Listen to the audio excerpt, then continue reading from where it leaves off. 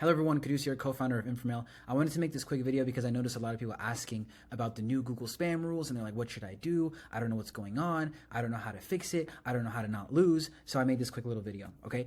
It's fairly simple stuff that's happening, but people overcomplicate it. I don't want it to overcomplicate you. So this is some very simple things that you can do to mitigate this risk. Obviously, Google is getting stricter. We can't prevent what Google is doing, but what we can do is just become better cold emailers, right? So the main parts of the Google spam rules that I've noticed that a lot of people talk about, and that's basically the meat of the whole thing, is Google will ban any organization, right, sending emails that get more than a 0.3% spam complaint rate for every 5,000 emails going to Google, right? So what that means is 0.3% of 5,000, which is 15 spam complaints out of 5,000 emails that you send, okay?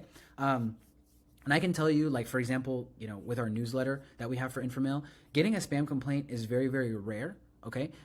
But it does happen, and it can happen. I'll tell you, ways you can prevent it, etc. Right.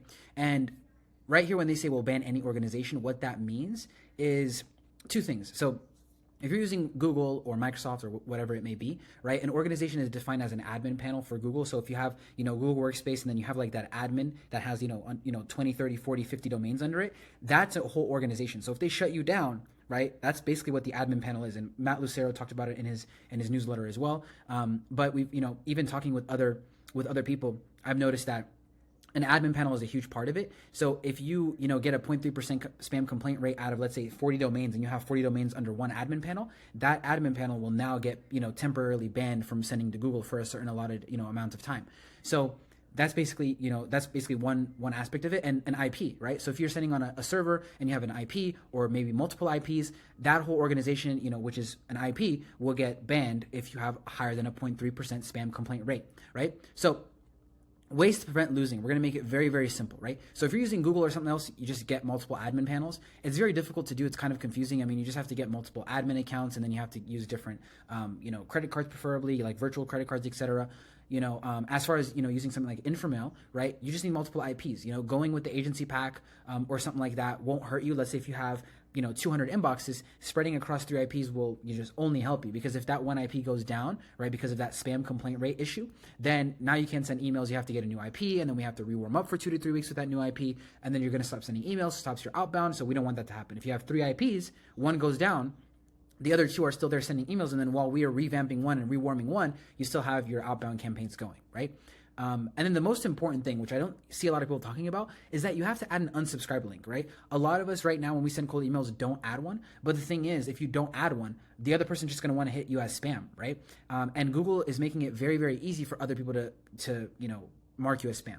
So the way that we prevent this is just adding an unsubscribe link. If you add one and make it very, very apparent, people would just, click on that instead of trying to, make you mark you as spam, right?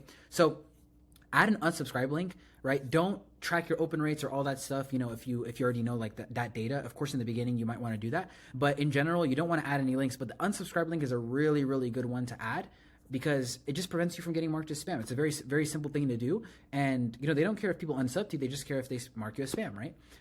And the one thing, if you don't want to get spam, marked as spam a lot in your cold emails, you just want to send a relevant offer to a relevant list, right? So if you're sending to a home remodeling, lead list, and you're talking about, I don't know, something random, some random offer, like, getting a high ticket cold email acquisition system for marketing agencies, whatever, but you're talking to a home remodeling company, right?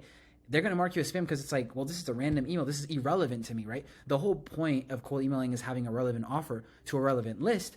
And that makes it so people won't mark you as spam. And if they say, oh, this is not really relevant, I don't really want this right now, I don't really need this, they'll just hit that unsub link and you won't get marked as spam, right? I just wanted to make this short little video. Don't be very nervous about it. I think it's something that, it's not going to affect a lot of people, that are good at cold emailing. It's going to affect more so bad people at cold emailing, unfortunately. The ones that don't really follow the rules, that add a bunch of links, that, that are just, testing random offers and getting bad data, bad lead lists. So, if you're doing things correctly, I would just say tighten up, right? And be more strict on the way that you run your cold email system, and just kind of refine where you get your lead list, and refine where, how you write your copy, put your copy through a spam filter, make sure you don't have any spammy words in there, include less links other than the unsub link, right? But don't be nervous. This is going to be all good in due time. Just follow these rules. It's very, very short. It's meant to be short because people talk about so much stuff, so much fluff. I just wanted to make it simple and give you the meat of the news.